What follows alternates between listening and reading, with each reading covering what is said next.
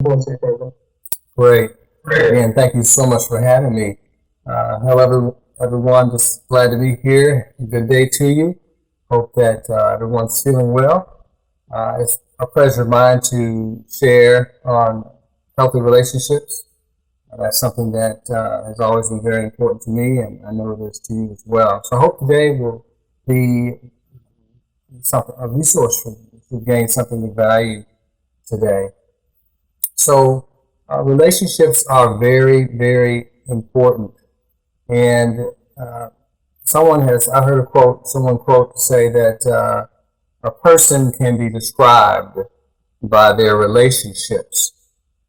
So I have kind of done that here. If you look at the screen, you can see I've been in the helping business for over 30 years. My father, Joseph Follette Sr., and grandfather, Joseph Follette, Lyle Follette Sr., were pastors. I attended SCA schools all the way through my master's degree. I became an ordained minister in the Adventist Church, South Central Conference.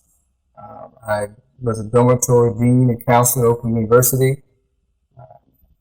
I've been in private practice as a marriage and family therapist for 20 years now here in Huntsville, Alabama. Married to the former Claudia Alcott of Brampton, Ontario, Canada. Father of 5 children, Jonathan, Jeff, Kiera, Jojo, and Savannah. Owner of 2 dogs, Chica and Kobe. And I enjoy technology, woodworking, racquetball. I used to enjoy racquetball before COVID-19. And walking with my wife Claudia and throwing the football with my son Jojo. So if you heard all of those relationships that describe who I am, you can do the same.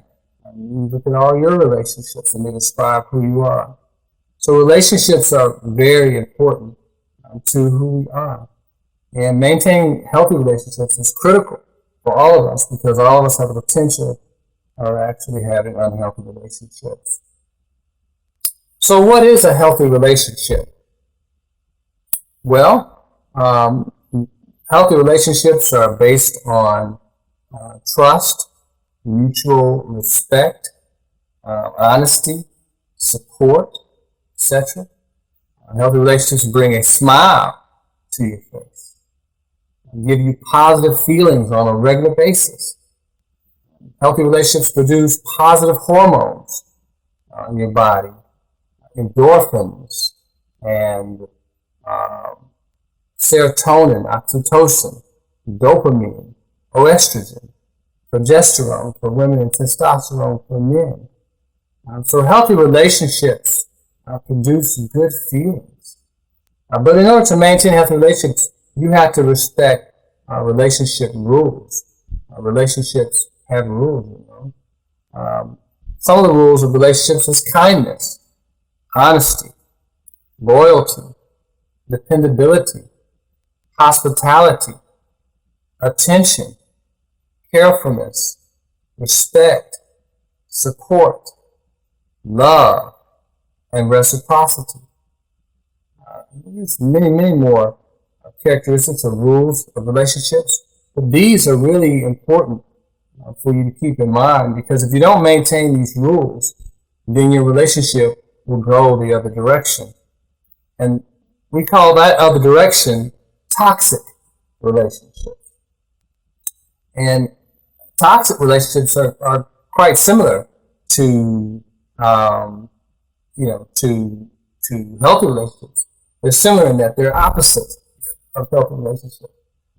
Toxic relationships can happen anywhere, at home, school, work, neighborhood, church, extended family, friends, clubs you belong to, associations. You can get into a toxic relationship anywhere. Toxic relationships are based on disrespect, distrust, dishonest, abandonment, abuse, etc. Toxic relationships bring a frown to your face. They give you negative feelings like negative hormones in your body like cortisol, norepinephrine, epinephrine, and adrenaline. When you're in a toxic relationship, you tend to find yourself feeling bad most of the time. And so, okay, all right, signal's bad. You're long distance here. All right, and so these are some signs of a toxic relationship. Here's some. This is Karen Young's list. She has a great list. It feels bad all the time. If you're in a relationship and you wake up in the morning and you still have that knot in your stomach and your chest, then you're probably in a toxic relationship. You constantly brace for the gotcha. You never know when you're going to get in trouble.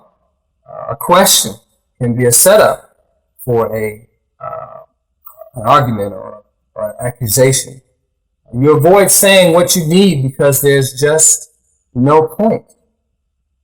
Because you come to realize in a toxic relationship that the other person is just not listening to you. They really don't care about what you have to say. In a toxic relationship, there's no effort. You tend to do all the work, all the loving, all the compromise comes from you, and it's one-sided. So there's no effort on the part of one or both of them. I see that oftentimes working with couples. They get to a point where you get so discouraged that you don't even talk anymore. So you're just coexisting, just going through the motions. That's a toxic relationship. Other signs. When no is a dirty word.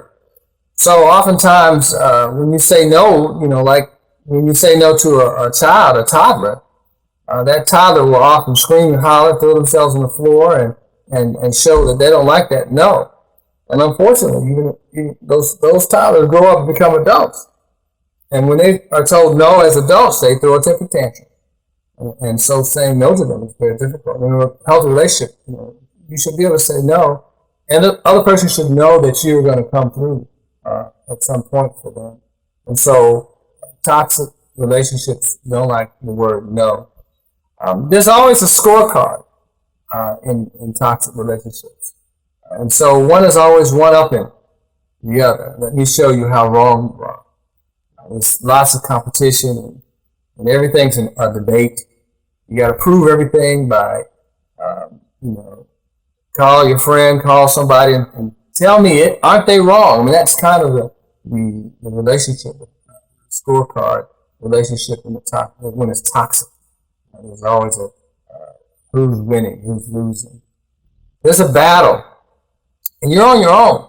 Again, you find yourself isolated, unsupported, and often feel unloved and unwanted in a toxic relationship. It's always a fight, always a clash. And if you say left and he says right, that's toxic. Physical or verbal abuse is also characteristic of toxic relationships. You're being called out of your name, you're being told you're stupid, you're worthless, or never make anything out of yourself. Those types of things are verbally abusive, and of course physical, pushing, shoving, and hitting, and even threatening to throw something is physical abuse. Or threatening to leave. So many couples get into that cycle of, I'm going to just divorce you. It's really abusive to threaten to leave. And so that's abusive. That's abusive. And sometimes neglect as well is a part of that abuse cycle, where you just ignore the other person, don't talk, silent treatment, constantly. It's toxic. But unfortunately, a lot of couples that just get so frustrated, they don't know what to do. They tried everything they think, and end up just going silent. Too much passive aggressive, little comments, little snide comments and remarks, often made, little jabs. Often we call it gunny sacking, pulling up stuff from the past and throwing it in the face. Just kind of a passive aggressive kind of thing. Sometimes saying, okay, I'll do that, honey, no problem, and never do it. That's passive aggressive. It's just this nasty rub that happens in toxic relationships. of the 15 items, the last 5 or nothing gets resolved. So in toxic relationships, you argue, you fuss, you fight, but nothing really gets resolved. And so this is the same thing the next day. There's a problem. So it's important for you to resolve issues in your relationship. Otherwise, it becomes toxic. Whatever you're going through, I'm going through worse. Again, that competition. I'm worse off than you. I've had a harder day than you have. And that's just this comparison. And oftentimes in toxic relationships, one person's up here and the other person's down here. So there's this constant competition. Privacy. What privacy? In a toxic relationship, your privacy is not respected. They tell others about you, talk about you to others. They will, go through your stuff, and just really give you no sense of privacy and respect. Of course, there are lies in toxic relationships, constant lies, little white lies, as they call them, big ones as well. In a toxic relationship, oftentimes I hear couples and families that one person says something one day and then says something totally different the next day. And that's really a lie. And so that kind of unstable existence creates toxic environment, and it's very dangerous to live over time. And then big decisions are for important people, and clearly you're not one of them. So that whole demeaning stance towards someone, looking down on them, and not respecting their ideas, and their hopes and their dreams and their desires, even their experience and who they are, what they have to offer. Oftentimes, it's very, very destructive. Toxic relationships will reduce your self-esteem, make you feel bad about yourself. Toxic relationships will reduce your self-confidence. Toxic relationships will damage your productivity. And so, in individuals in toxic relationships often end up becoming depressed and anxious, having some often other mental health problems. A lot of times we grow up in these relationships with parents who are toxic, and as a result, we develop and form these toxic people ourselves. And then you just spread it. It's like the devil gets on your back, it's going to pass it the next way, and no fault of your own. Just we're raised that way. And so that's the opposite of healthy relationships. Toxic relationships, and it's important for you to check and think about whether you're in a toxic relationship or not. If there's more hate than love, more arguing than harmony, then it's highly likely that you're in a toxic relationship. So the question is asked, what are the options for toxic relationships? What are the options for toxic relationships? And it's important to number one, these are the 4 options that I come up with. Stay in denial about your problems and keep doing what you have been doing. That's what a lot of people do, years upon years upon years. I have so many scenarios that run through my mind of people who just stayed in their situation year after year. I remember Elder was it Henry Wright? Was it the Elder Henry Wright or Barry Black? Maybe it's Barry Black, who preached a sermon about sex one time, and he said the story of a couple he had talked to, and the guy came to him, the couple came to him and says, "Pastor, we haven't had sex in 20 years." And the Pastor Black said, "Well, year 1, year 2, then you say, hey, don't we do that thing again?" It's amazing in toxic relationships how couples will go on forever, a long time, without addressing the issue, without facing the giants in their lives. So that's one option. Stay in it, and just try to keep your head in the sand, and try to find ways to keep yourself encouraged. And go to church, get your praise on, listen to good music, and just cry yourself to sleep and just take another day. That's what a lot of people do. That's how they live their lives. And so that's one option. Option 2, is to get out of the relationship altogether. And oftentimes, that's the only way to find joy and happiness, is to get out of the relationship. That is an option. And so many times, particularly in church, our church relationships is often looked down on to the end of the relationship, particularly marital relationship. And so it's often a lot of pressure and tough, particularly if you're in a minister or in a leadership role. But I mean, that's always an option. There are consequences to that. You may lose your status in the community, in the church. But I've heard someone say, I'd rather be single and miserable than be single and happy than married and miserable. So I don't know. I think the Bible talks about divorce, and it talks about how the only reason why God allowed divorce is because of the hardness of man's heart. And so people's hearts do become hardened. And so God's like, you don't have to stay in a situation unless I'm for no, there's nothing I can do about it. That's just the signal technology. So unfortunately, you sometimes you have to divorce. Sometimes you have to go your separate ways. That is an option. Okay. Number 3, ask God to help you behave at all times like Christ. Pray that He will put joy in your heart and help you respond to the attacks of others with kindness. So it's important to recognize that. I tell couples all the time, how many people does it take to argue? It takes 2 people to argue.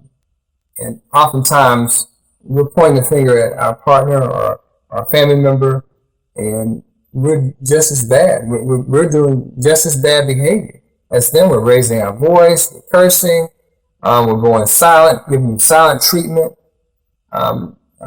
We're just as bad. And so it's a hard thing to recognize that you are toxic when you're toxic. And so it's important for an individual to begin to focus on themselves, and even though you're in a toxic relationship, to discontinue being the source of that toxic relationship, and being toxic as well in that relationship. So it's important for you to focus on yourself. There's a song that says, "It's me, O Lord, standing in need of prayer. Not my brother, not my sister, it's me." And so that's the first part, and that's the hardest part for me as a therapist working with couples. They come in my office and they're blaming each other for all the world's problems, for all their problems. And my job is to try to help them to start looking in the mirror and look at themselves. And see how are you contributing. Because the only person you can control, the only person you can change is yourself. Okay? And so it's important for you to focus on yourself. Get yourself together. Oftentimes, your spouse won't go to therapy, or your mother, your father, your brother, your sister, whoever you're at odds with, they won't go to therapy. They won't get help. Well, that doesn't mean you can't. I have helped hundreds of couples with just one person coming to see me. So it's important for you to recognize you are at least 50% of the problem. At least 50% of the problem. You might be more than that. So option number 3 is to focus on yourself. Okay. And option number 4 is to enlist the help of a professional who will help you break through those destructive personal and interpersonal cycles. So sometimes it's time for a professional. You have your heart's hurting you. You need to go see a heart specialist. If your emotions are hurting you need to go to an emotion specialist. If your behaviors are hurting you need to go to someone who can help you address those behaviors and help you change them. God provides help, so you need to seek it. Don't be afraid. Don't be afraid. Don't be shy. One of the wonderful things that has occurred for me in this COVID-19 era, this pandemic, is it's forced me to work from home. So now I'm on a computer doing this with everyone now, and I find that it's so much more convenient for people. And so you don't have to leave home to get the help you need. You can actually just dial up and get help. And so I encourage you to take one of those four options. All right, so the question now is how to maintain a healthy relationship. We've looked at toxic relationships and what to do about those. Now, how do you maintain a healthy relationship? Very, very important to understand that. I have come up with 7 essentials for a healthy relationship, plus one, bonus one, that I have observed in my work with couples and families, mostly couples I work with these days. I see that couples who are happy and successful and are enjoying a harmonious relationship practice these 7 principles, yay, 8. And so I want to share them with you because I think these principles can apply not just in a marital relationship, but in any relationship. A father and a son, a brother and a sister. I believe these principles are transferable to all relationships. So if you want a healthy relationship, I would encourage you to put these in. Okay, so now here they are. Number 1, actually I went over the scene there. Be committed, be flexible, be available, be calm, be talkative, be sexy, be mindful, and the bonus, be God-centered. All right, be committed. All right, be committed means it retains its value. Value is noted by time, resources, and energy. So if something is of value to you, you're going to put your time in it. You're going to put your resources towards it. You're going to put your energy into it. And what happens to us is that when something is not valued to us, eventually we actually lose interest in it, and we will discard it. I was in the garage the other day and going through some things, and I looking at this and said, I don't need this anymore. So where does it go? It's going to the trash can or to the giveaway box. Okay, so because it has no more value to me. At one time I may have paid a pretty penny for it, but now I don't value it anymore. And unfortunately, in our relationships, when we don't take care of them and they lose value, and as a result, our commitment diminishes in those relationships. And so it's important to recognize the value of the relationship. Relationships that keep doing what they initially did tend to hold their value. I remember with my wife, who's sitting here commenting in the background. When we first got together, we would talk on the phone all night long. It was just amazing. We would have such long conversations, and that really is probably the tipping point for us. I know for me in our relationship is that we could communicate, we could talk, and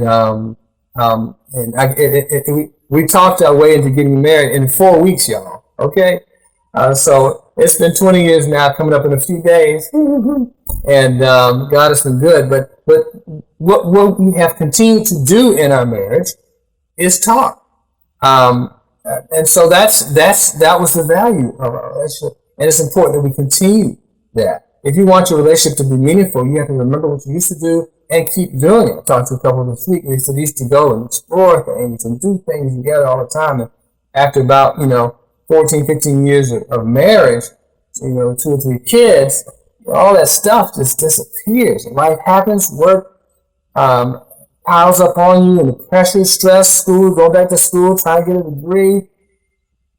Anybody got no time for a relationship and for marriage? It's the truth. And so what happens so often for couples is the value of the relationship begins to decline. So if your value declines in your relationship, your commitment reduces. And when your commitment reduces, then what happens is you begin to seek out other value elsewhere. And so that's what happens for a lot of couples.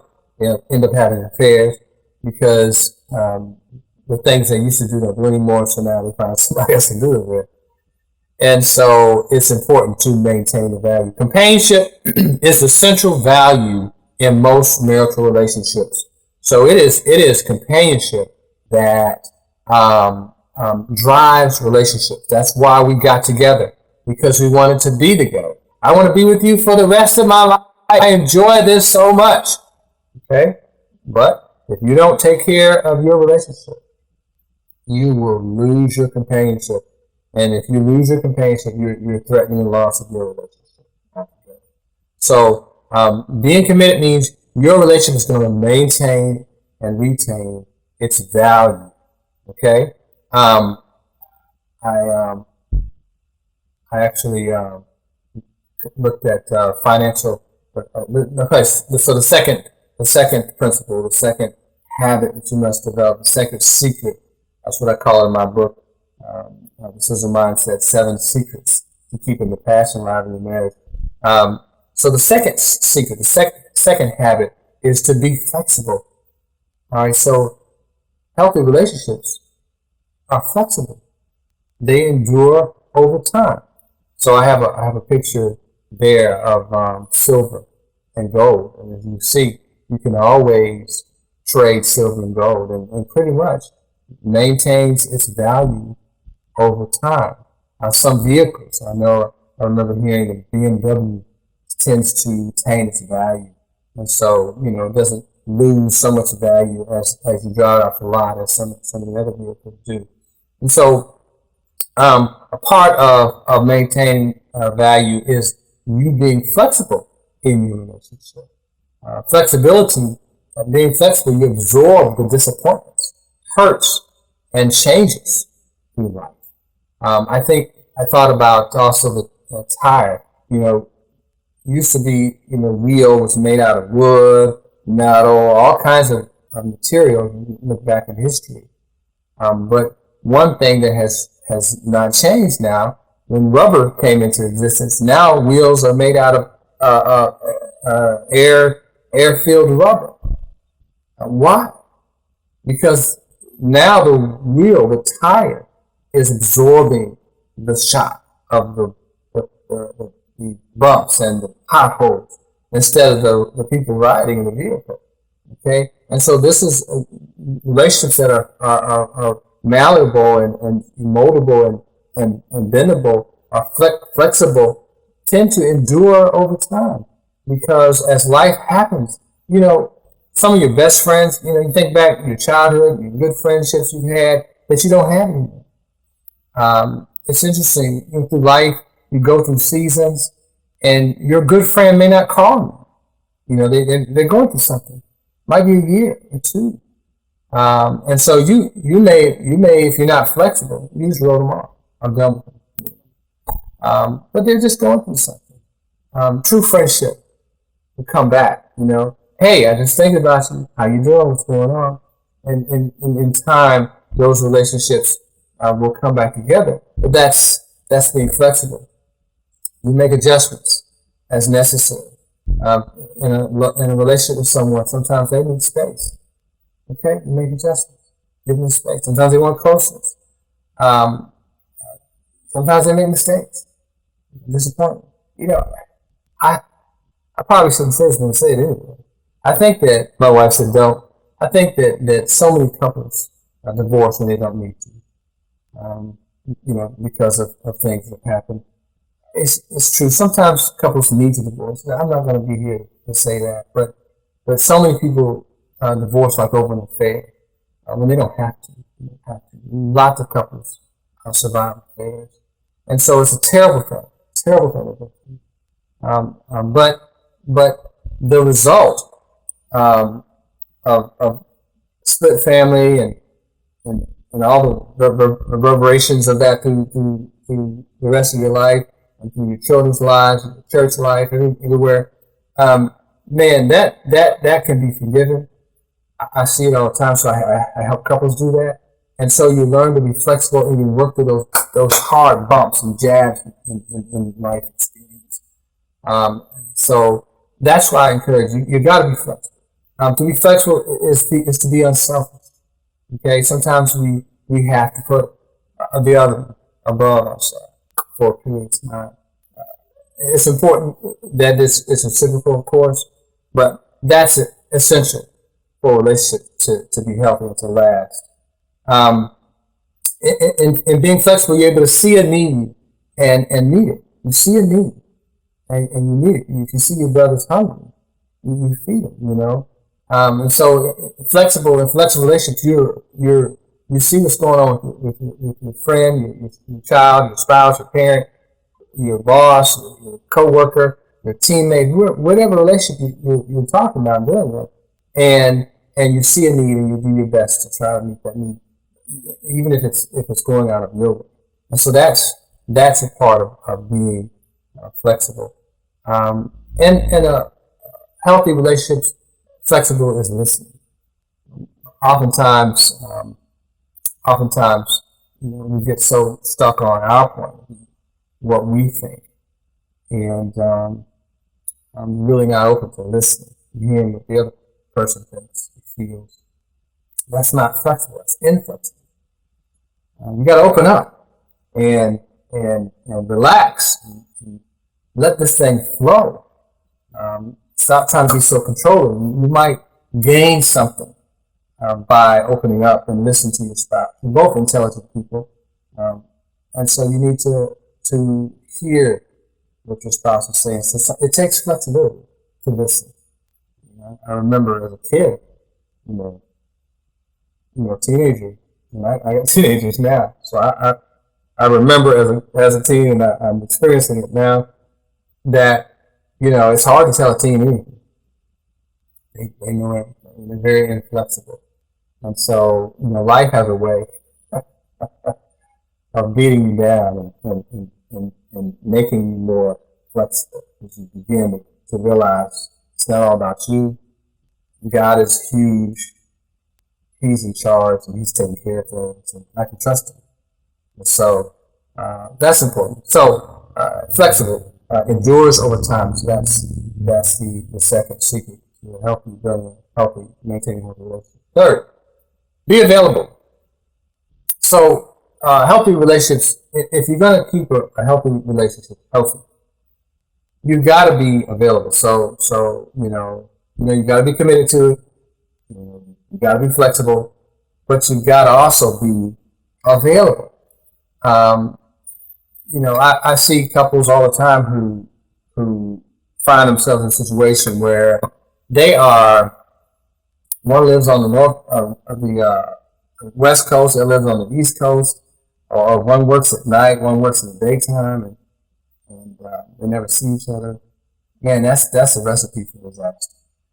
You don't spend time. Healthy couples spend about 14, 15 hours of undivided attention each week. And really, really, really, really busy couples are intentional about getting 5 hours of undivided attention each week.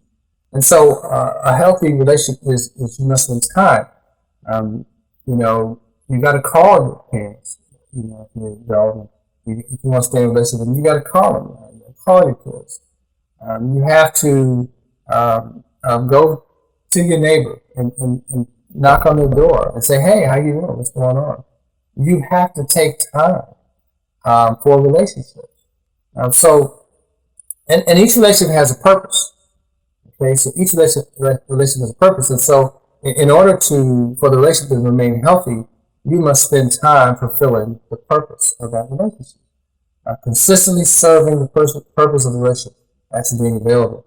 A romantic relationship, expressing love, affection, acceptance, and belonging.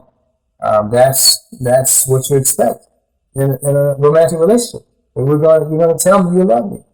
You're going to tell me I look nice. You're going to make me feel warm inside. Parental relationship, providing support, training, nurture, discipline. Okay, as a parent, these are things that you have to do consistently, and that's a part of the relationship. Team, collaborating to reach a common goal. So in order for a team to work properly, we have to continue to collaborate, consult with one another, and seek to work together to accomplish the goal. And so that's how, and all that takes time. You have to put your time in. It's not going to happen without time. So that's critically important for a relationship, is being available. Fourthly, be calm. And so this is really important. So basically, you stay happy. In order to have a healthy relationship, there has to be happiness. It has to bring a smile on your face. And so, in order to stay happy, a lot of people don't know how to stay happy. Their happiness is based on something outside of them. But that's not what happiness is. Happiness is on the inside. I mean, happiness comes from, within here in your head, how you think about things. You've heard it said the cup is half full, half empty. It's half full and half empty. Which way are you going to look at it? I mean, half empty is going to create negative feelings. Half full is going to create positive feelings. And so many people struggle with just being happy. And as a result, when things don't happen their way, when they're disappointed, or failure occurs, or something threatens the possible future of something, they break down, they fall apart. They're like that 4-year-old in the middle of the grocery aisle who didn't get the Cheerios they wanted, and they're not happy. Okay, so you got to really learn how to be calm in your relationships, all of them, because people are human. Let me say that again. People are human. I mean, they're going to fail. They're going to mess up. They're going to make a mistake. You're human. So it's important to stay calm. Okay? A lie was told. Or I heard people get, I hate lies. I mean, you won too. We all have sinned and come short of the glory of God. If you're impatient with someone, man, you're not thinking. You're putting yourself in a position up here and then down here. If it were not for the grace of God, there go I. So in this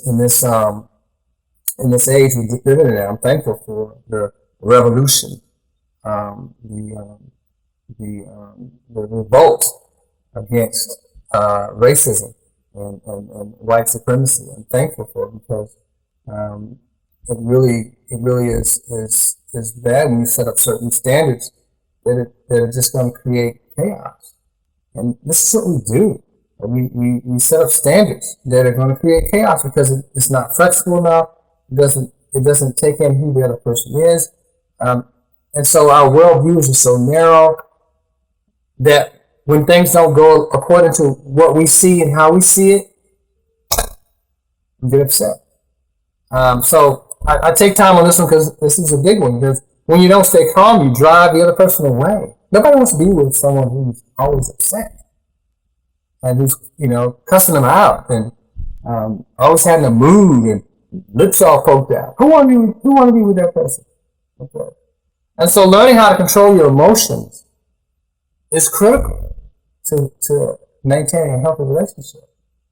So you have to learn how to make room for disappointment and failure without pulling away. That's what people do. When you hurt me, I pull away. I got to protect myself. And so it's important for you to learn that. How to stay in the relationship, even though things aren't good right now, this moment. How to address things and talk through it and work through it.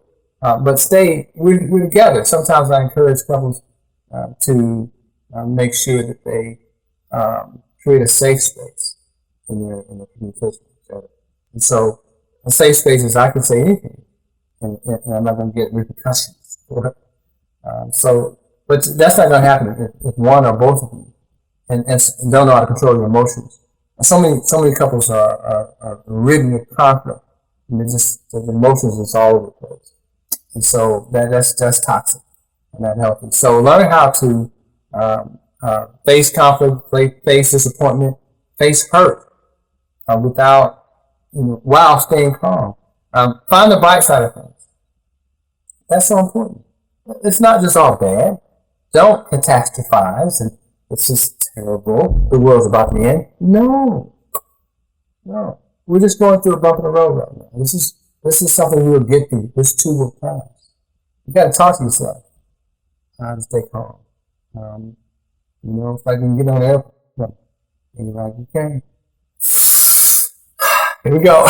You got to talk yourself into recognizing that, okay, there's danger here.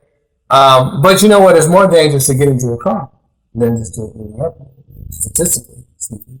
So you got to say positive things. You have to calm yourself down. Keep rational. Stop fearing the worst. Okay. Stays in my circle. So in order to be happy, you have to stay in your circle. Okay, and your circle is what you can control, what you have power to do, what you have power to change. If you stay in there and you keep things in there that you can control, you're not gonna have any anxiety. But when you start pulling stuff into your circle, like other people, trying to control that because you think it ought to be a different way, you're gonna create stress for yourself and for them. So learn how to stay in your circle. I heard someone else say, stay in your lane. Stay in your lane. Stay in your lane. And your stress will reduce tremendously. All right? Happy people solve problems. If you don't solve a problem sticking your head in the sand, that's not going to create happiness. You got a problem, you address it and deal with it. So you're not going to be happy if you don't. So that's a big part of staying calm is learning how to solve problems, solving problems. Happy people keep looking and moving forward. Okay? Looking forward, moving forward. You yes, we have confidence about this particular thing, but now how do we move this forward? How do we solve this problem? How do we create a scenario that we don't have to deal with this again in the future? Okay? So that's how you stay calm, is you solve problems. You don't just complain about it. You hear the neighbors arguing. They want the whole world to know that they're upset. Okay. All right. What now? Now we know you're upset.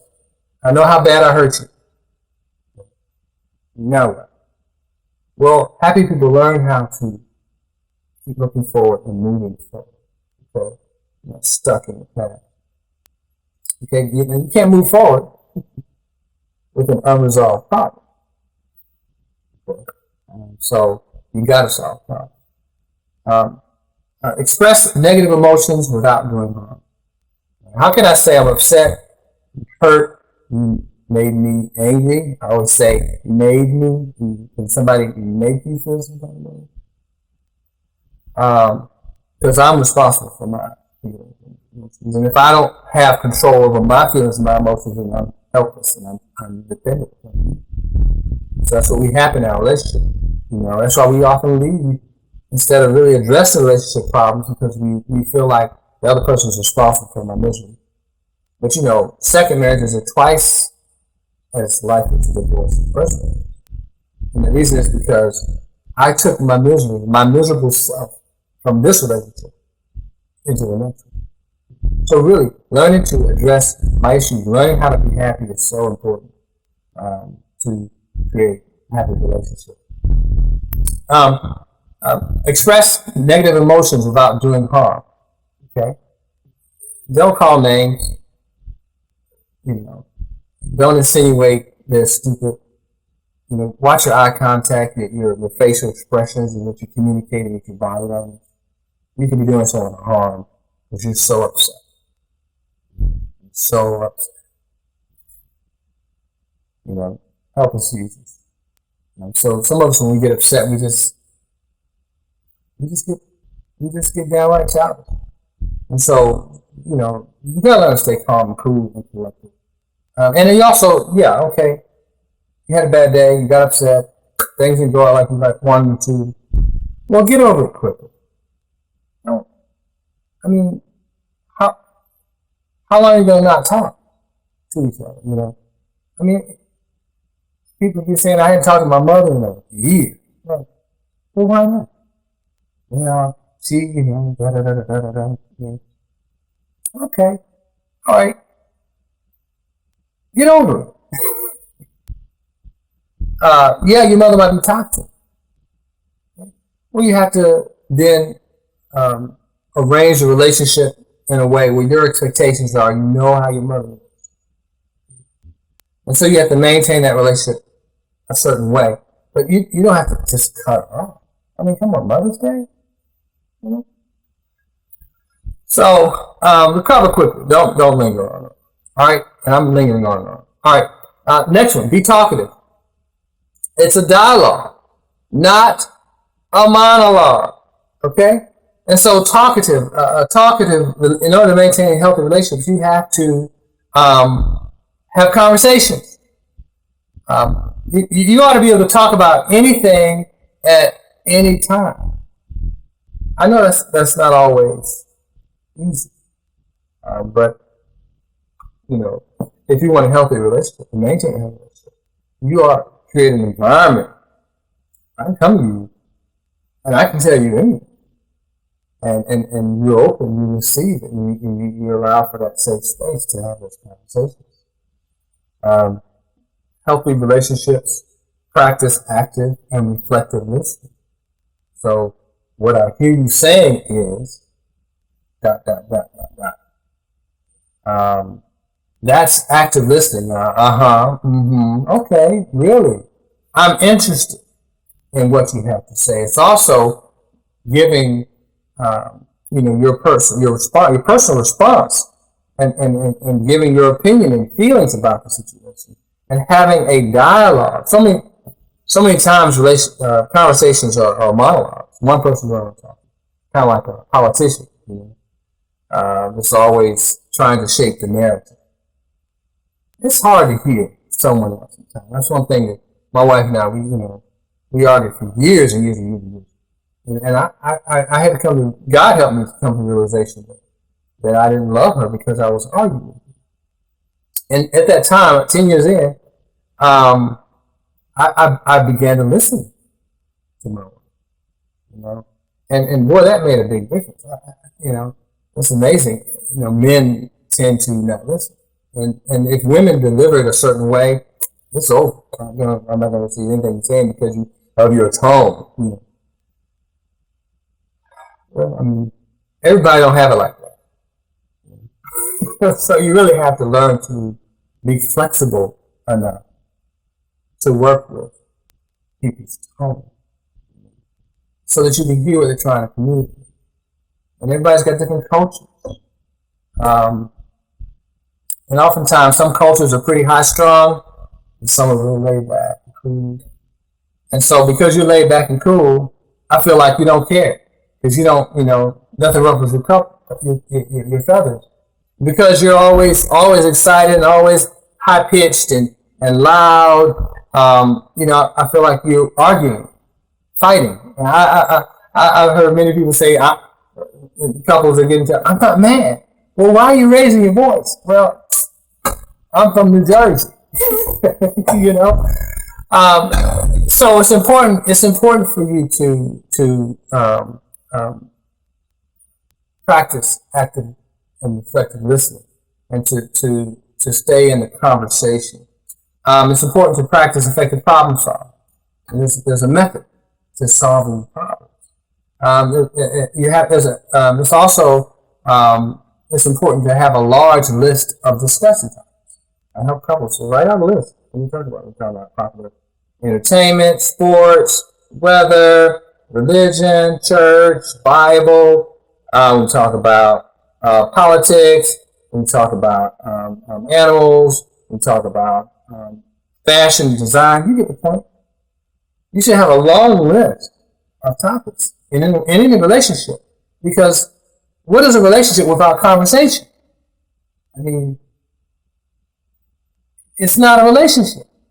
And so, I remember as a kid, young adult, and I call home, and my dad answered the phone, like, "Hey, Dad, how you doing? Fine. How you doing, son? Here's your mother."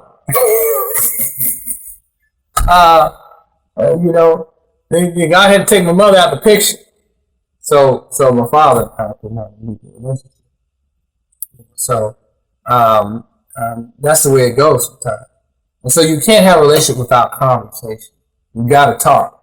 And it's got to go deep, not shallow. I don't know. I know some people are shallow. They're just not going to share their emotions, and they're not going to maybe enter into your emotions. Be therapy. But in a relationship, there has to be a certain level of flexibility so that you can maintain that relationship. All right, man, 7 minutes now. Okay.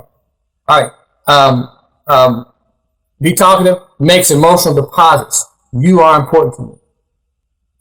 If it's a good relationship, you got to tell your partner, your spouse, your parent, your child, your teammate, you're important to me. And that's important. Okay. Relationships also must be sexy. Now, of course, this applies to marital relationships. And it's supposed to apply to marital relationships.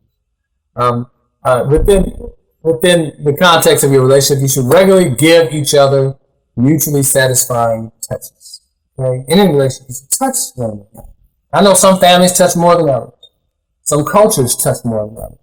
And I know now we got this pandemic going on. We can't touch each other like we used to. But that's important. Touch is so important. And so regularly give each other mutually satisfying touches. Great eye contact. Give each other eye contact. Look each other in the eye. It's just so important. Kiss each other. Couples say, I like you by kissing you. I mean, every day you should be kissing each other, Sex says, I want you and I want to be with you, I'm committed to you. And sex is a reconsummation of the marriage. Average reported frequency for couples is 3 to 5 times a week. That's average. Okay? I'm just saying. Less than once a week is unhealthy. I mean, that's like, eating, a meal a day, maybe. Really, it's not healthy. You need to eat to live. And so, if you're in a marital relationship, you need sex to survive as a couple, to be healthy. Singles should reserve their sexual activity for marriage. I mean, I didn't say that. That's God. There's so many problems that you're causing for yourself. So much hurt and pain and disappointment when you take sexual activity outside of marriage.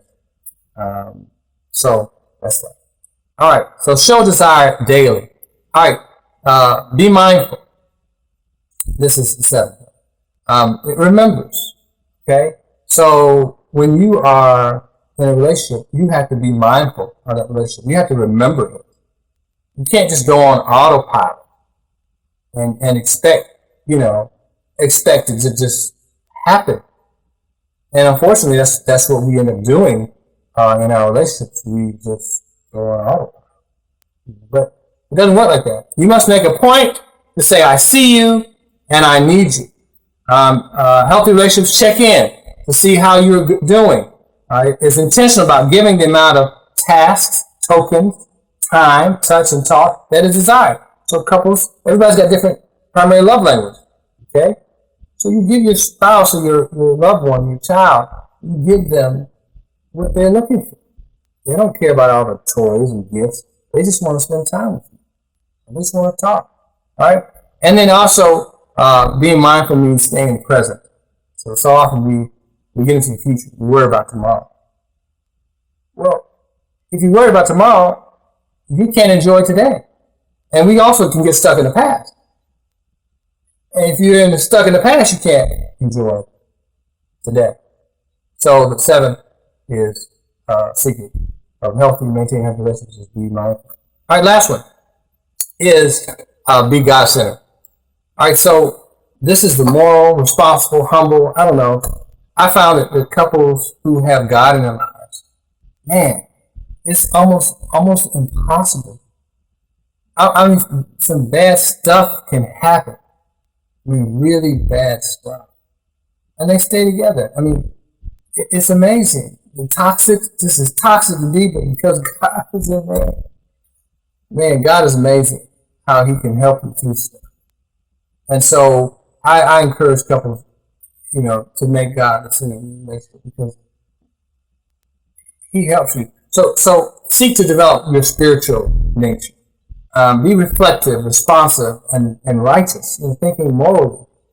These are higher things, and so marriage is here. That's up here, and so when you're up here, this works so much better down here. Okay. Seeks to please God, not man. I'm seeking to live for God, not you. Okay. I'm trying to do good by God, not you. You're not my standard. God is. That raises the standard, folks. That raises the standard. When you're God-centered, you're forgiving because you recognize that you're not worthy. If it wasn't for the blood of Christ, where would you be? So it's like, if God forgave me, may I forgive those who trespass me, so that, since God has forgiven me, I need to forgive others, It's not self-centered and selfish. See, when you put God first, it's not about you, it's about God. It's not about you. God creates a level playing field. Equally. This balance with God. And it's just long-lasting. God is everlasting, eternal. And when we're connected with Him, that brings so much permanence to our relationship. So here's the adage. I don't know if we all had this thing on the wall. I think we had it on the wall when I was a kid growing up. The family that prays together stays together. It's so true. So if you're not having your personal worship and time with God to reflect and hear from the Lord, you need to start. If you're not having prayer with your spouse, your loved ones who you live with, your family, every day, you need to start.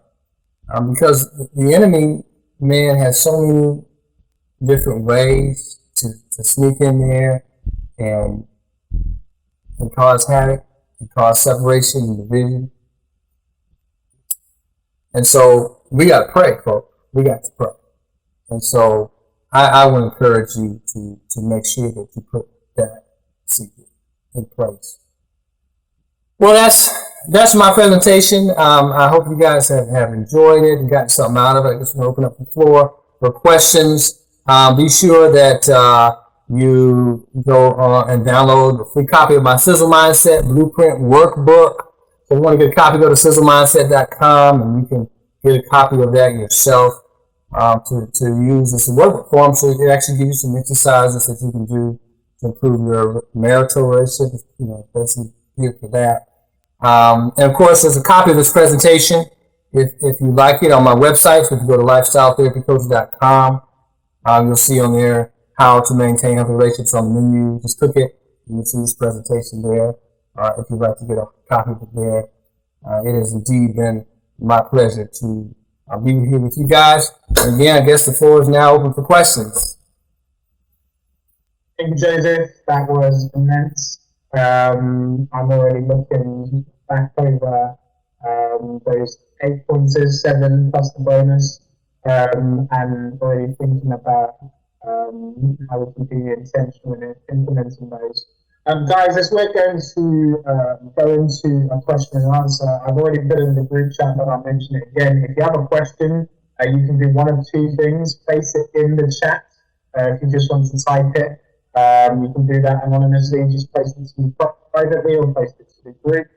Alternatively, Zoom has a function for you to raise your hand, and then we'll allow you to unmute and ask a question to Joseph directly. So if there are any questions, raise your hands or drop them in the chat now and we'll get going. Joseph, I'll start with the question. When it comes to counselling, particularly when it comes to crises, do you find particular patterns in the reasons why people are coming to you, and what are the most common kind of reasons why people reach out to you to engage in counselling? Okay, yeah. I think when relationships start serving their purpose, companionship, communication, commitment issues, whenever they stop serving their purpose, and people get sick and tired of being sick and tired of being in a relationship that's not meeting their needs, that's when they end up showing up. common issues, communication issues, arguing all the time, just can't meet together, be on the same page, and problems get swept under the rug. And, oftentimes there's some big problems that need to be addressed and resolved. And then those are multiple, myriad. But communication is really probably the most common issue that couples come to therapy for. Oftentimes there's infidelity issues or distrust issues. But honestly, those are really the most, we say that? Yeah, it's infidelity, pornography, drug abuse, situations that stuff people get trapped and stuck into, absolutely. But mostly, I mean, people just want to, they come because they need the communication doctor, you know what I mean? Somebody who's going to listen, who doesn't have any dog in the fight, and who can just say, you know what, you're wrong.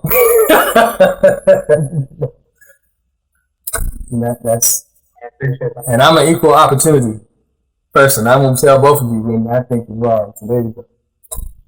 Yeah, no, that's awesome. First question then. What should we do if the other party doesn't think there is a problem, but you can see the warning signs? So somebody can see the warning signs, but the other party doesn't think there's a problem. Yeah. You heard the statement, you can lead a horse to water, but you can't make him drink. Boy, if all I had to do was tell my wife, my child, or whoever, you know what your problem is? Your problem is A, B, C, and D. If you solve that, everything we just found. Wouldn't it be just wonderful if that's all it took? But unfortunately, so many couples are going back and forth, telling each other about each other, and there's no consequence. Like a dry hacking cough, nothing's coming up. It doesn't work. That's because you're focusing on the other person, right? So you got to focus on yourself and your behavior, your words. You see, a system works like this. If you change any part of the system, it doesn't work anymore. Okay? And so if you're arguing and fussing and fighting, it's because you're playing. But if you stop, it won't work anymore. All right? So you got to fix yourself and focus on yourself. Okay? So once you do that, that's why I say sometimes you go to therapy yourself. Make sure you go to a marriage therapist, because I'm a marriage therapist, so maybe I'm biased, but I think a marriage therapist is going to think about your relationship. Okay, I think an individual therapist's office is just focused on you and you feeling good, getting better, and doesn't necessarily have that perspective. And also, I feel can actually do your relationship harm. I've seen it many times. So I tell couples all the time, you need to, you can't have two therapists, you need to, anyway. So I hope that answered the question. Did I? I will let you know if I get anything else. Okay, all right. I found that illuminating for sure. Awesome. Next question. Yes, you did. We've got a phone for this one. Next question. What do you recommend with adult children relationships, the children who've grown up, which have gone bad, particularly mother-daughter relationships when they are not in the same location? Yeah. The longer you stay outside of a relationship, the harder it is to come. It's like when you stop going to church, But we're going to have trouble when this thing is over, aren't we? Anyway. The longer you stay away, the harder it is to get. It's just more and more difficult. But you got to break the ice. The Bible says that when your brother offends you, go to your brother, talk to them. If they don't listen, take somebody with you to talk to them. It kind of ups the ante. If they still don't listen, take it to the church. And this kind of goes back to the other question too. I feel like I fully answered. If your spouse or whoever it is you're in a relationship with is not listening to you, telling you, I got a problem, if it's ignoring you, then you have to keep upping the ante. You got to, raise the bar. And focusing on your behavior. but increase the heat, turn it up, okay? Even to the point if you have to say, not, unfortunately. And even then, they might say, bye-bye. So you got to be prepared for that. But I wouldn't jump right to that. You got to work your way up to that, okay? You know, all right. And so, even severe problems, people overcome severe problems. So, a lot of it is patience as well. God's working on all of us. But at the end of the day, you got to go to your brother and say, hey, mom, we got a problem. Sister, your mother, can we work on this? The relationship is two-way street. You can't have a relationship by yourself. So all you can do is try. Again, take somebody with you, take your sister or somebody with you, take the pastor with you, talk, and maybe even take them to the church. Have a whole church have a talk with them. But and if you can get them into therapy, sometimes that's helpful. I have mothers and daughters, grown folks, coming to me. Trying to work on their relationship. So the issue with relationships is communication. Being able to get across what I'm trying to say to you. And when a person feels like they can't communicate, they shut down.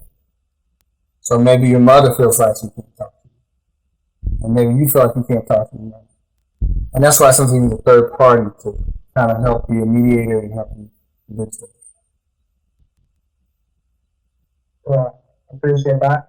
Another question's come through. What solutions do you advise for new marriages with kids on both sides that are not ready to bond as a new family? New marriage. So like a blended family? Is that what we're talking about here? Yeah, I mean, been there, done that myself. Blended family is tough. And it's so many dynamics involved. I say, get therapy. Now, I mean, you need to have an ally in your relationship because with a blended family, especially as the kids are older, man, we talking, it's war. And so you need an ally. You need someone who you talk to. I really advise that. Premarital, next year, a lot of times we fall in love. It's wonderful. And we just want to be together. But you got all these other people involved, including your exes and the grandparents. Sometimes there's nothing you can do about it. You just got to deal with it. But those are very volatile situations. Let me tell you, the blended family stuff. And those couples often have a hard time making it, okay? Because it's so volatile. So that's why I say you need an ally, you need a professional probably to help you navigate through it. That's my recommendation. And let me say this too, that generally speaking, a general rule of thumb is that the step parent allows the biological parent to be the head, to do the discipline, until the children give the step parent permission. In other words, a relationship has to grow to that point where the step parent has permission, has a relationship to discipline. So that's important.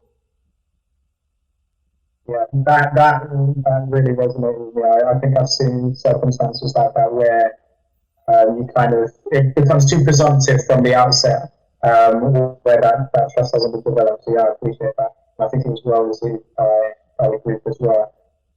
Just rolling through some questions then. How do you overcome going silent during a conversation?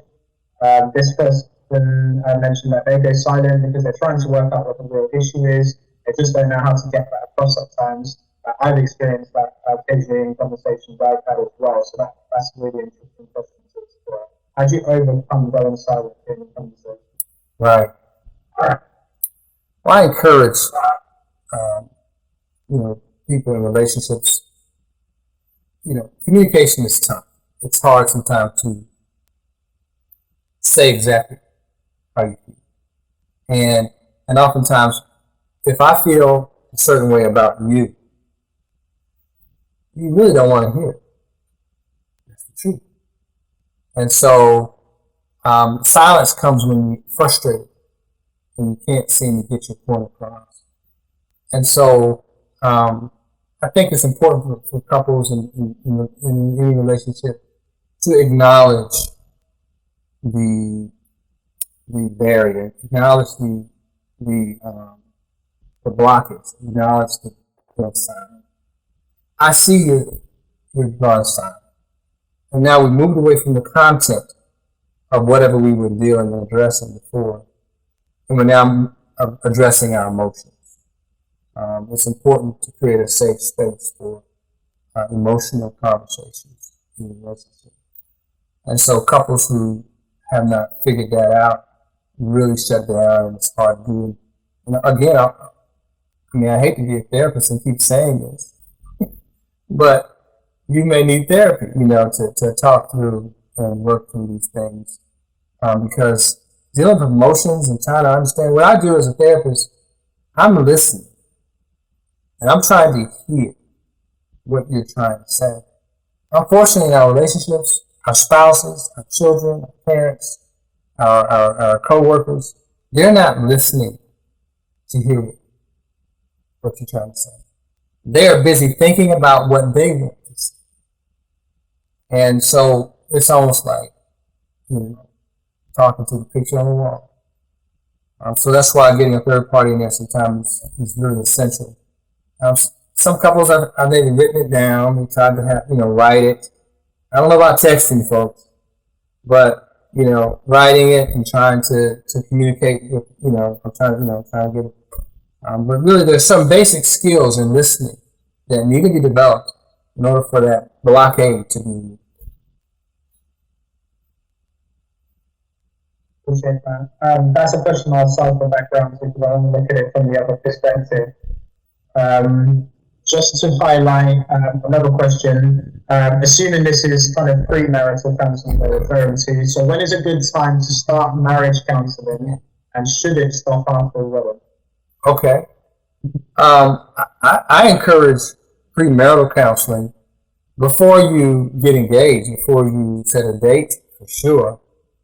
You just want to introduce that third party in the picture who can help you look objectively at your relationship and really help you decide, should we proceed?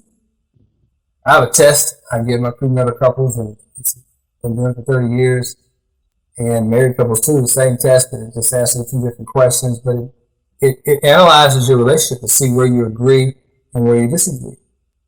So the more you agree, the less you have to argue. And so sometimes we fall in love with someone who we have really feel like night and day. Well, love is great. Love covers a multitude of sins. But when it comes to a harmonious marital relationship, you want to marry somebody who you really agree with. So you have similar backgrounds, similar values, similar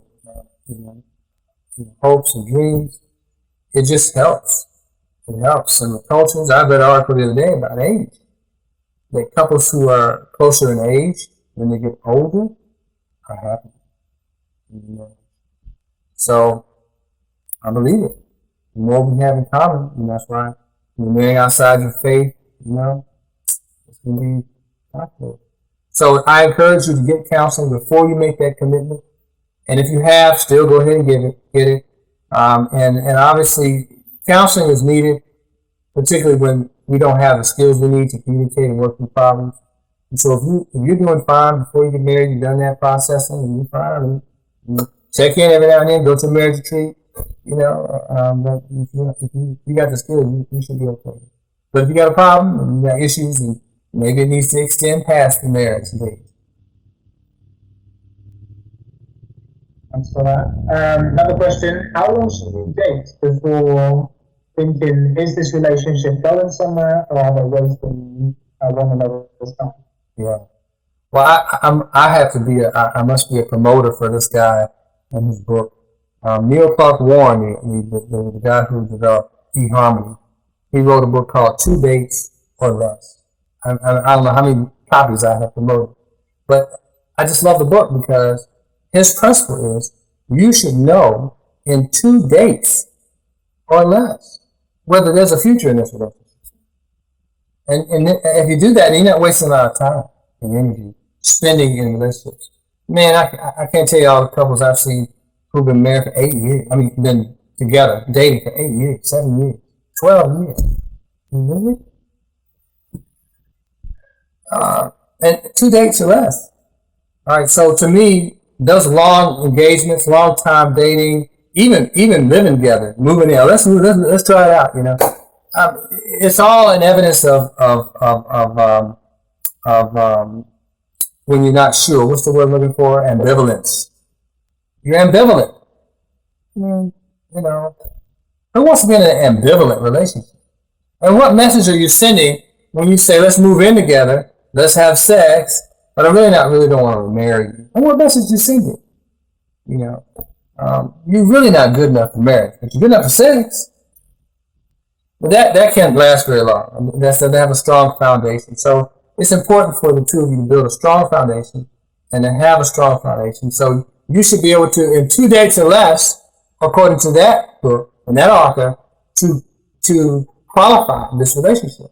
If we have enough in common, a strong enough foundation to get married. So with that said, I think Ellen White said, we shouldn't have long engagements. I think she said no more than 2 years. I mean, I agree. I mean, and with God is in it, that's the other factor, main factor. God. What does God say? He'll tell you, and so I hope that answers the question. I can't tell you the time. I mean, that's between you and your person and God and situation. I have a couple I just gave female counseling to, and they're in the middle of this COVID. We're trying to figure out how to get married. Do it like this, Zoom, anyway. There's a question I had on my mind. You mentioned that communication is usually one of the fundamental things people seek for your guidance and support on. Obviously, therapy is part of the puzzle, but then there's got to be kind of activity that continues past that. So is there anything kind of homework or takeaways, like one particular exercise you encourage people to engage in? It might be really obvious, it might be something specific to your coaching that you've provided that you share with couples that might be useful for people to take away. Mm-hmm. So you want me to give away my secrets, huh? Okay. So well, I don't know where my towel is. I don't know. I guess I don't have it in the virtual. I should get it. That's in my office. But I have a towel that says, let's share the floor. And I give it to couples. And I say, they pass the floor back and forth when they're talking. That's just, some have used a talking stick and other things I've heard. But the floor, just passing the floor. So what I hear you saying is, Did I get that right? Yes, I get the floor now. And now you're going to listen to me. I mean, that is like, it's so simple. But let me tell you, old habits die hard. So you need me.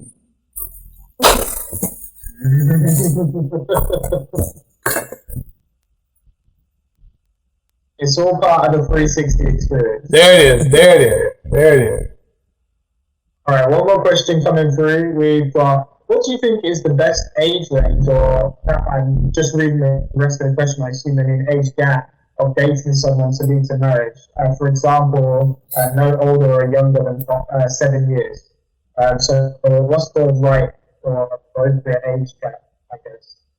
Oh wow, that's a hard one. Again, studies show that when couples are older, the closer they are in age, the happier they are. Obviously, if you're 10 years older, that means you're 50, they're 60, you're 60, they're 70, you're 70, they're 80.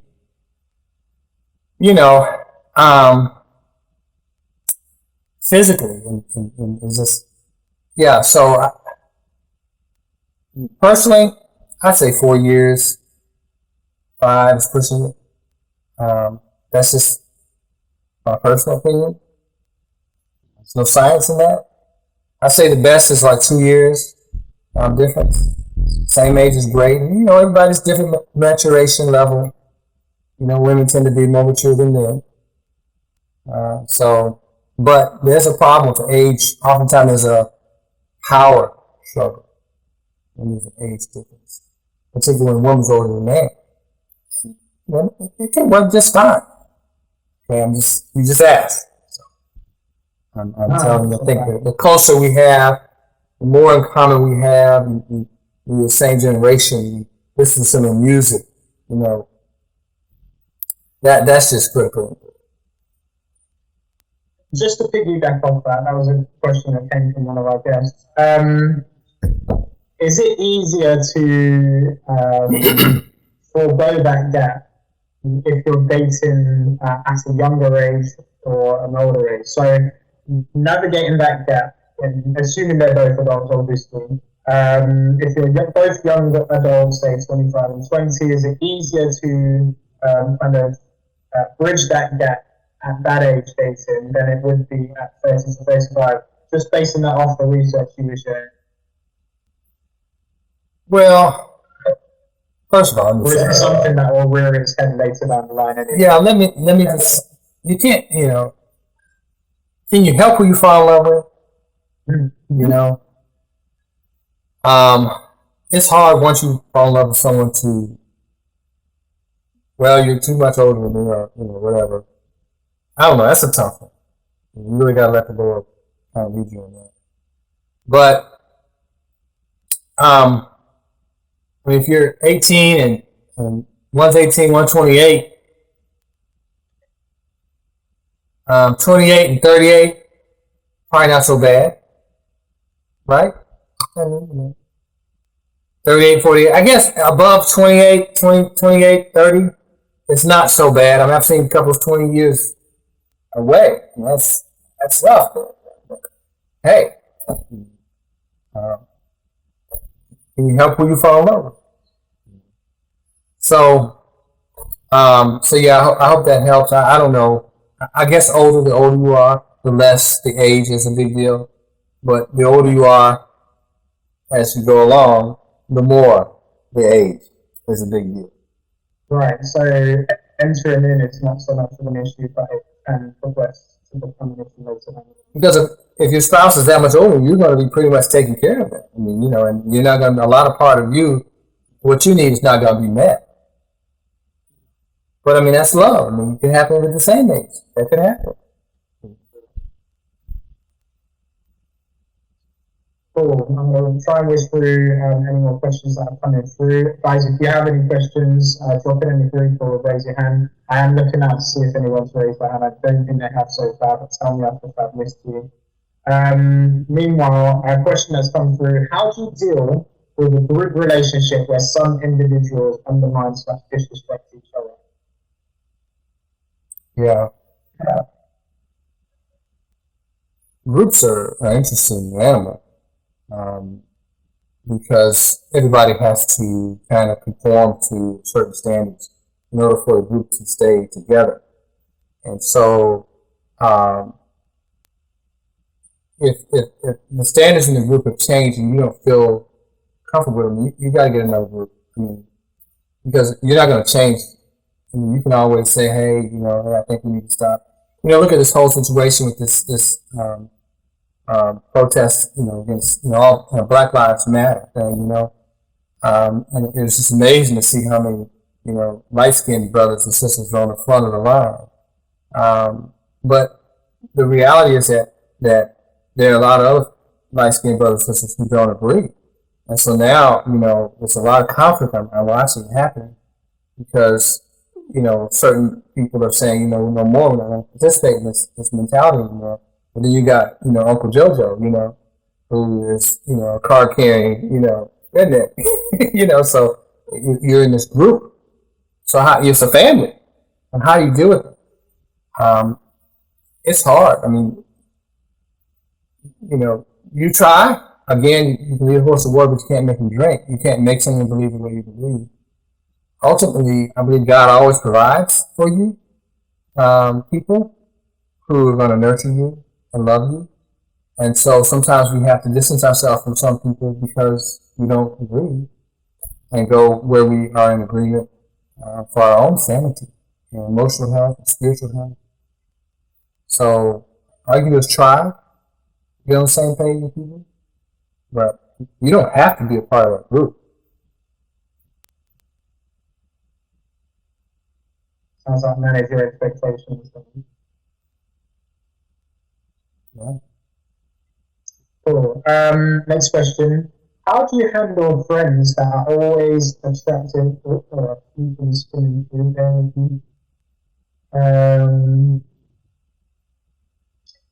how do you handle friends that always are attracted to the person they're dating and make it known, like it's some kind of competition? Yeah, man. You confront them. You talk to them directly. Say, hey, look, I noticed a pattern here. What's up? Well, you have such a good choice of friends. Well, it's just, I mean, how do you date, your friend's friend? It's just your sister's, you know, you really have to clear it up before, be respectful and say, hey, look, I know you're not with them anymore. Is it okay if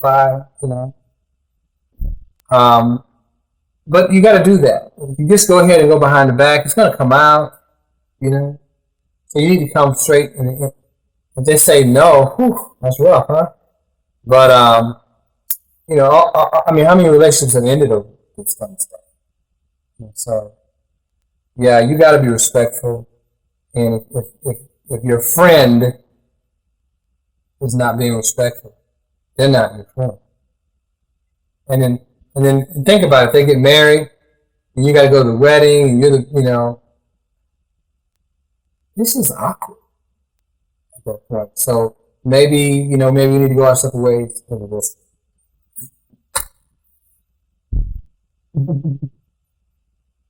All right, we're going to try and get through as many of these questions as possible, and we are winding towards the end, but I want to get through as many of these as possible. So, just quickly, can you recommend a book to help one manage one's emotions? I recommend a book. I mean, there are so many. I mean, just Google that. You're going to get a lot. And you can, I often, when I shop, like on Amazon, I guess there are other places to shop, but they have reviews and stars, and so you read the reviews, and that gives you an idea of, oh, that reaches me. This is something I need. So that's what I recommend. Right? Necessary. There's so many. Just find one that reaches you. Do your research. No problem. Is it okay for a man to move into his wife's house, or might there be pitfalls? I mean, I'm presuming that person already had that problem. Right. Yeah, I mean, it's important to have these conversations. I think it's important to put each other on the deed and even the mortgage if possible.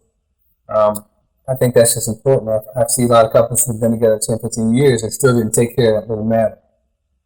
Because that communicates something. If you still, it's mine, and you're married. So yeah, I don't see a problem with it. Some guys have a problem with it. They do. I don't see a problem with it. And in fact, I think I did that. So, some guys have a problem with the woman making more money than that. Wouldn't have a problem with that either. And again, it gets into the money thing. Some couples separate their money. Some put it together. I think that's a touchy, topic for a lot of couples.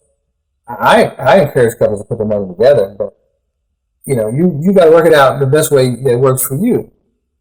And I think we should be able to talk about anything, anytime, and we should be able to agree on everything, in a marriage in particular. And so the fact that we can't means we probably need some therapy, so we can figure out how we can combine our resources and work together as one rather than just everything separate. Yeah, I hear that.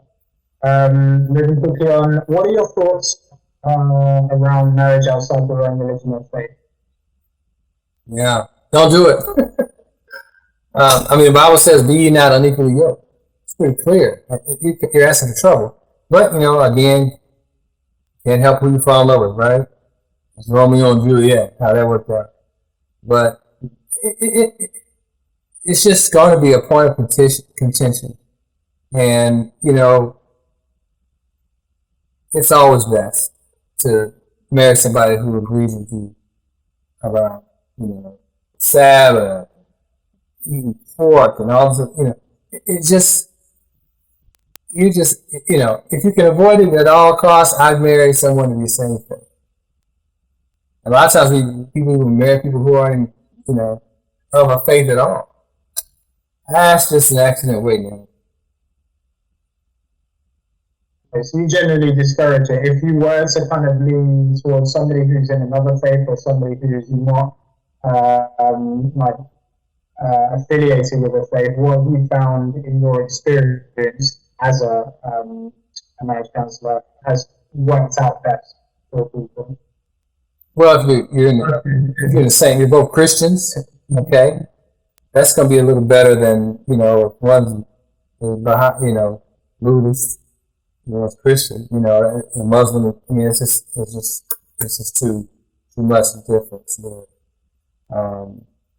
So I wish I had a better answer, but you're just asking for confidence,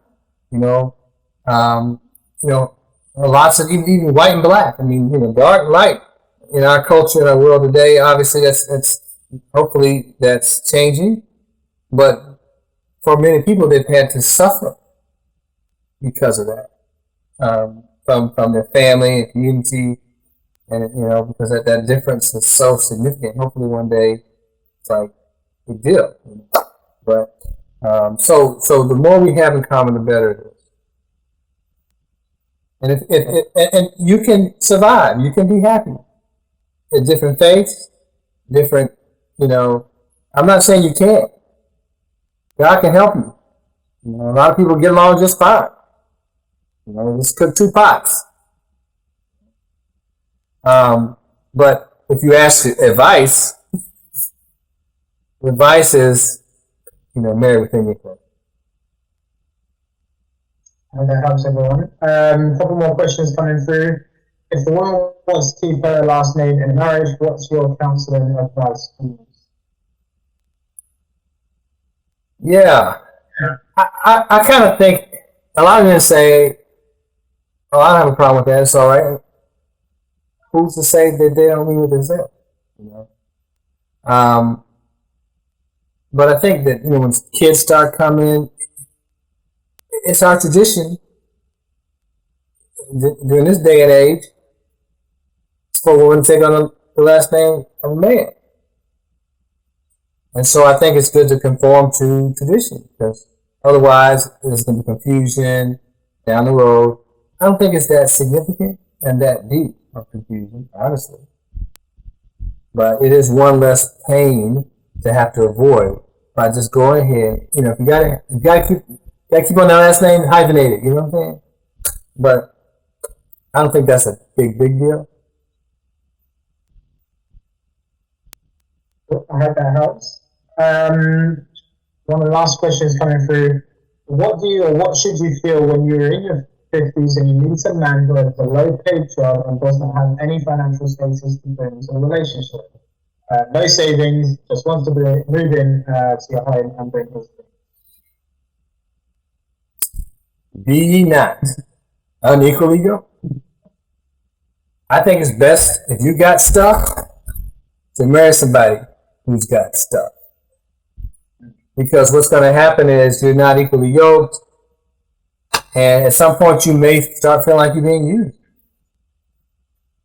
And man, it's tough. But I'll tell you what, the statistics says that the more educated the woman is, the less likely she's going to get married. So that kind of, reduces the pickings. So again, you can't help who you fall in love with, but just be sure that if you're that woman in that situation, that you're not trying to bring them up. You know what I mean? I mean, not overtly, at least, because that may make them feel like you think you're better than he is, or vice versa. One has a college degree, one doesn't. One's blue collar, one's white collar. One makes $1 million, other makes 25,000. I don't know. You have to work these things out. There's all kinds of scenarios, situations that couples have to work out. There's no perfect situation. Nobody has a perfect situation. It may look like it, but everybody has stuff they got to work on. That may be just something you guys have to work on. And if it's hard for you to talk to it, again, get a counselor. Sure. We are in overtime, so I just want to say if anybody has any questions, if you want to drop them into the chat now, just as we work to wrap them up. I hate to steal another one of your trade secrets away, but is there a nugget, one nugget of wisdom that encapsulates kind of the overriding theme of your 7 pointers plus the bonus one? Anything that kind of wraps that all up together that everyone can take away? Yeah. So there's a scripture that says, 1 John 4:7, Beloved, let us love one another. For love is of God, and everyone who loveth is born of God, and knoweth God. But he that loveth not, knoweth not God, for God is love. So, beloved, let us love one another. That's my trade secret. I'm loving that. All right, we've got one more question coming through, so if I don't see any more, we'll make this the last one. How can you know if a man's or a woman is genuine or has that feeling of gender? Well, that book, 2 Dates or Less, really is a great a way to learn how to read someone's motives. And what I love about that book too is that it helps you understand, know who you are. And a lot of times in developing relationships, those little red flags pop up, and we find some excuse to invalidate them or ignore them. And I mean, nobody's perfect, and yeah, I mean that's what we say, nobody's perfect. But at the core, some of the core values, just a few questions asked of that individual, if you're paying attention and listening, will reveal their core values. And so, even people who are lying, I mean, if you listen to people, you hear the truth. If you want to hear the truth, you see the truth, you see their eyes, you see their facial expression, you hear what they're saying, you know, if you want to know how genuine they are. But with that said, how many have jumped the broom and had no clue of what they were getting because the person was so masterful at disguising the truth? It happens. If it happens to you, you just have to make a decision. You know what you're going to do about it. A lot of people lie about their age. Yeah, lie about their age, you know. Then you see the driver's license file. And you're married 2 years. What? You just don't know how destructive that is for the trust. You know? And so, yeah, it's rough. It's rough out there. I say, stay married. Work it out. Because being single is treacherous. It's rough out there. I would advise. I send people to eHarmony and online dating sites. I do. I think they're great. I never had the opportunity, to use one, but I've advised many people. I've actually helped people set up their profiles and help them, learn how to manage their thing. I just think it's just awesome because you get to read people's profiles, you get to test the waters a little bit, and you get to push the delete button, whatever. And I think it's great. So for those of you who are single out there, I strongly advise online dating. I think that computer is just awesome. And then you get to see who's out there so, I don't, I encourage people, go through 10, 20 of them. I'm just saying, just so you can begin to be able to see what works for you, and who you be best designed for. Okay?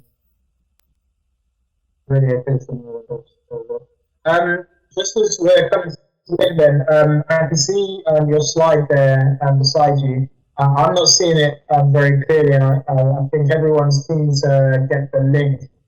How do people access your book?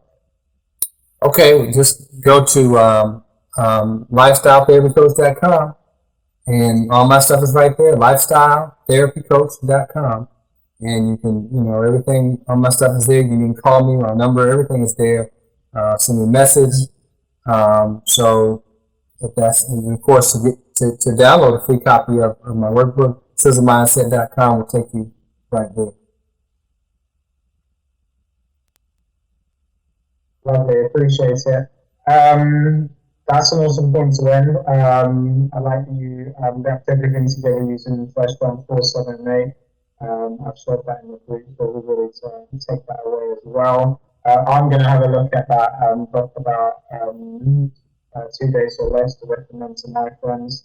And yeah, I really appreciate the 7 central steps. I think everyone will agree they've learned a lot and got some pointers to take away. Being a counselor yourself, you're an advocate for counselling, and I'm sure you'll be happy to take anyone's calls later down the line. Sure, I can. But this online thing, it doesn't matter where you live. We just got to work on that time zone thing. We've made it work today. We've made it work, even with the technical challenges. But no, it's been a blessing having you with us, Joseph. Thank you so much for presenting. And thank you to everyone joining us through Zoom or YouTube. This will be accessible for your friends, family, work colleagues to share. So if you want to do that, look out for it in the next few hours. It will become shareable on YouTube. And before you go, can I pray with everybody? No problem. Yeah. All right, I want to pray for everybody. Let's do that. Father in heaven, I thank you so much for this opportunity to talk about relationships. They're important to all of us. And I pray for everyone on this call, for their relationships, that they will be healthy and not toxic. And if they are toxic, I pray that they'll get help, that they'll make some decisions and not stay in that situation. We just ask for your help, Lord. We need your help. We ask for your forgiveness for all my mistakes. We just ask you to help us to be all that you would have us to be. Forgive us for our sins and mistakes. In Jesus' name we pray. And I thank you for Parkside. I pray your blessings on them, Lord, as they continue this ministry. May you use them in the lives of many continually. In Jesus' name we pray. Amen. Joseph, thank you again for sharing your expertise. Thanks for everyone joining us. Thanks for the questions from everybody who's participated. Lots of people saying thank you. You'll pick those up in the comments, Joseph. So thank you very much. Have a great evening, everyone. Enjoy the remainder of your Sabbath and a great week ahead. Bless you all. Blessings.